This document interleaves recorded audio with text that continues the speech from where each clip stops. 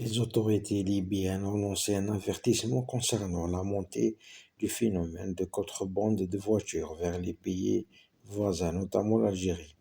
Cette activité est souvent exploitée par des réseaux criminels organisés qui recrutent des jeunes Libyens pour participer à ces opérations en échange de sommes d'argent. Ce trafic de voitures qui implique des véhicules immatriculés en Libye ou venant de ce pays a gagné en popularité, surtout parmi les Algériens. C'est dans ce sillage le ministre libyen des Affaires étrangères a publié un document d'avertissement mentionnant l'augmentation de ce phénomène et les risques encourus par les personnes impliquées, notamment des poursuites judiciaires et des sanctions sévères dans les pays voisins.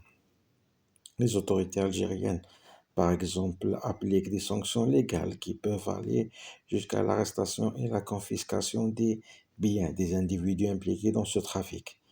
Les Algériens intéressés par ces véhicules doivent souvent passer par un processus administratif complexe pour pouvoir acheter et importer une voiture depuis la Libye.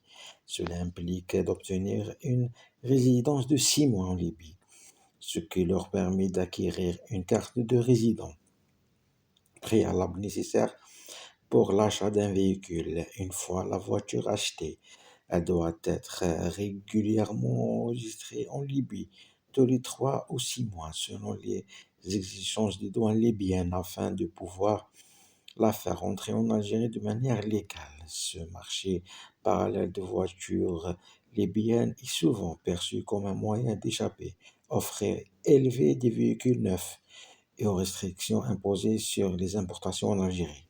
Cependant, ce système, bien qu'il semble légal dans un premier temps, est soumis à un contrôle strict et aux règles douanières des deux pays. L'Algérie, de son côté, permet l'importation de voitures de moins de 3 ans provenant de Libye, mais les conditions sont claires.